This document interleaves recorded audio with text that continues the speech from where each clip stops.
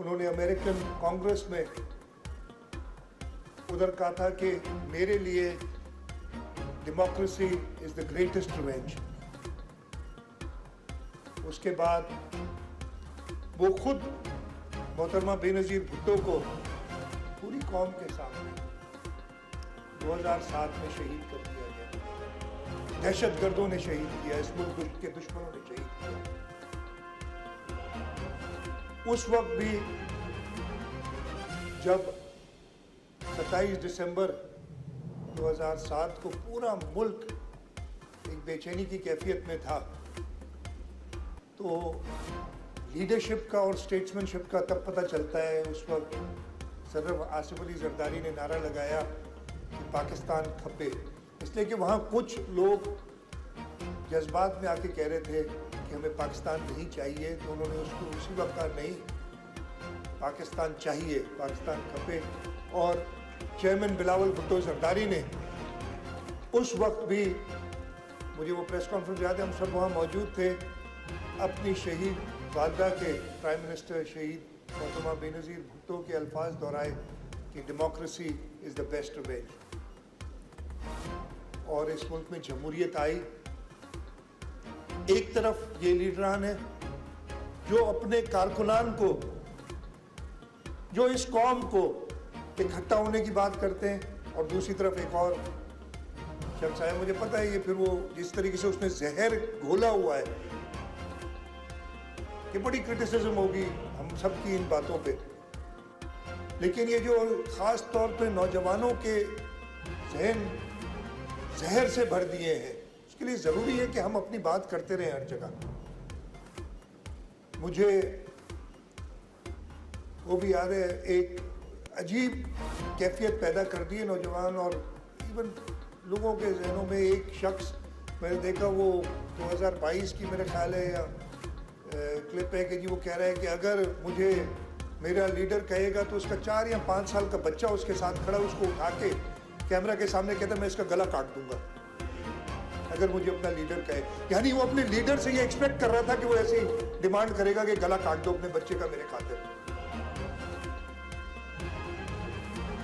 हाँ, ऐसी हालत जो पे अभी सारे सेलिब्रिटीज उन्होंने भी बात की कि लोगों के जहन में नफरतें, घरों के अंदर वो तकारीर सबको याद होंगी, जो पीटीआई छोड़ के जाएगा उसके साथ ये हो जाएगा, उसको तुम घरों में नहीं घुसने दो, उनके फैमिलीज में शादियां नहीं करो, ये सब जहर उगलना उस शख्स का काम था। और अनफॉर्चुनेटली हमारे नौजवान या हर एक इंसान के जहन बड़े कमज़ोर होते हैं। उधर फ़र्क होता है लीडरशिप का और एक ऐसे आदमी का जो कि इंतशार फैलाना चाहता हो, जिसको सबसे ज़्यादा अपनी परवाह हो, सेल्फिशनेस के इंतहा तक पहुंचा हुआ हो, कि इस तरीके की तकारीर करना, लोगों के जहनों को जहर से भरना। और उस दिन मैंने कहा ना, 9 में वो एक दिन की बात नहीं थी, ये सालों से एक बात करता चला आ रहा था। और उसने समझा शायद कि 9 मई को वो पाकिस्तान को नुकसान कर देने में कामयाब हो जाएगा। उसी वक्त आपने ये सारी वीडियोस भी देखी जो चली, उनकी जो लीडरशिप थी किस किस्म की बातें कर रही थी, कोई तकारीर कर रही थी। लेकिन जब तक इस मुल्क में हमारे मुहब्बे वतन शहरी हैं, जब तक शोहदा, उनके वरसा, और हम सब वरसा हैं शोहदा के, जब तक हम जिंदा हैं इस मुल्क को कोई नुकसान नहीं पहुंचेगा। 9 मई को आपको याद होगा, मैं उस वक्त भी चीफ मिनिस्टर था और गुलाम नबी मेमन साहब उस वक्त भी इंस्पेक्टर जनरल पुलिस थे। मैं कराची का बताता हूँ। कराची में गिरफ्तार किया गया शख्स को, गिरफ्तार होते हैं शहीद जुल्फ़िकार अली भुट्टो गिरफ्तार हुए थे, आसिफ अली जरदारी साहब गिरफ्तार हुए, शहीद मोहतरमा बेनज़ीर भुट्टो कई दफ़ा गिरफ्तार हुई और उनको सखर जेल में गर्मी में वो रखा गया, सबको पता है उस वाक़यात।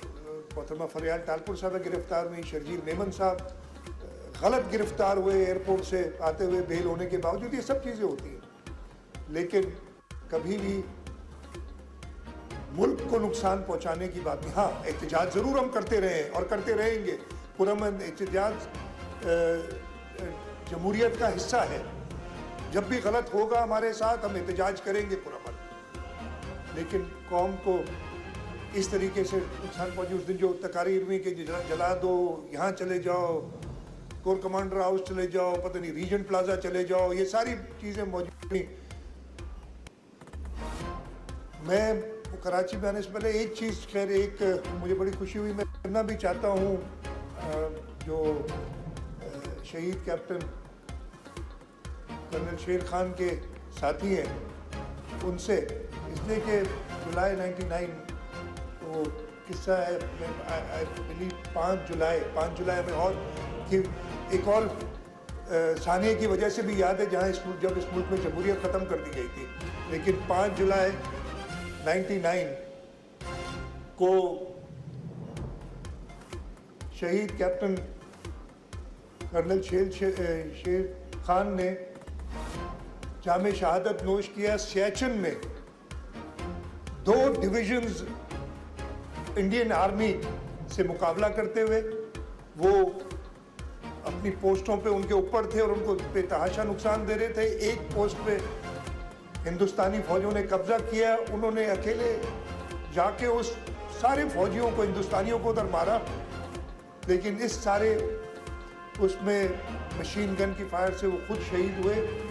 और उसके बाद जब हिंदुस्तानी फौज उनके कई लोगों को उसने मारा था, उन्होंने उसकी लाश को मस्क करने की कोशिश की, तो वहाँ जो हिंदुस्तानी कमांडर था उसने उन्हें रोका कि नहीं, ये हमारे साथ लड़ा है और बहुत अच्छा लड़ा है। उसको उस हिंदुस्तानी फौज के कमांडर ने उसकी साइटेशन उसकी जेब में रखी और बताया कि इसने क्या किया। हमें क्या पता चलता।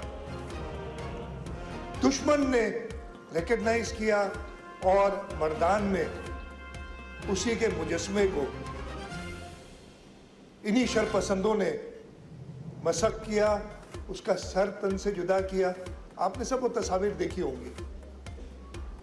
मैं उस शख्स को जिसने ये काम किया उसको तो कसूरवार ठहराता हूं, लेकिन उससे पीछे उस सोच को पैदा करने वाला सबसे बड़ा कसूरवार वो है जिसको का सजा मिलनी चाहिए।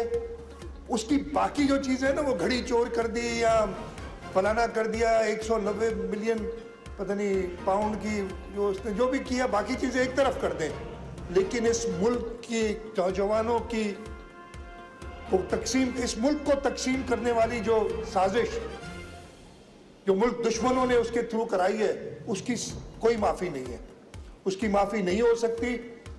और इधर शोहदा ने कहा ना कि भाई हम कौन होते हैं माफ करने वाले शोहदा के वर्षा को, कि वो शोहदा को माफ कर, शोहदा के कातिलों को तो हम ये माफ नहीं कर सकते। उसको, इस मुल्क को डिवाइड करने, इस मुल्क को तकसीम करने की सज़ा मिलनी चाहिए।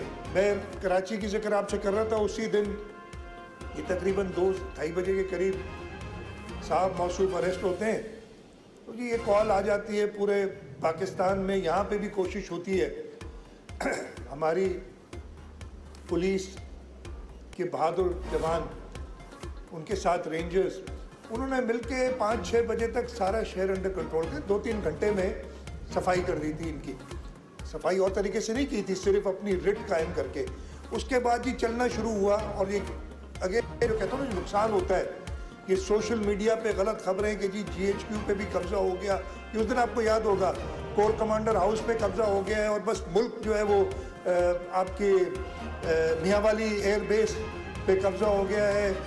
और फिर वो तस्वीर चलनी शुरू हुई, कोर कमांडर हाउस की तस्वीर आई, तो फिर ये जाग उठे शरपसंद और उनको कहा गया फोनों के जरिए कि कुछ शर्म करो, देखो हमने ये सब किया, तुम कुछ नहीं करते हो। लेकिन उस वक्त भी हमारी पुलिस, और मुझे अच्छी तरह याद है वो सारा दिन, वो रात, मैं कुछ रात को IG साहब को मैंने कहा निकले, इसलिए कि शारे फैसल पूरी ब्लॉक कर दी, 6-7 घंटे शारे फैसल जरूर बंद रही थी। मैंने कहा कि सुबह लोग दफातर जाएं तो उनको कोई रोक टोक नहीं होनी चाहिए। हमने बिजनेस एज यूजुअल चले, इसने 7-8 घंटे हमारे ख़राब किए, आगे कुछ नहीं होगा। और सारी रात पुलिस, हमारी KMC का अमला, वेस्ट मैनेजमेंट बोर्ड को निकाला था हमने। और मैंने चक्कर को 12-1 बजे रात को लगाया और सुबह 5 बजे दोबारा लगाया देखने के लिए कि ये सब साफ़ हुआ है कि नहीं, और उन सब ने काम किया था। मैं पुलिस के जवानों को, अपने रेंजर्स को, अपने आर्म फोर्सेस को खराज तहसीन पेश करता हूँ कि उन्होंने मदद की हुकूमत की, और उन्होंने इस मुल्क के, इसलिए कि इस शहर ने भी बहुत बहुत बुरे वक्त देखे हैं।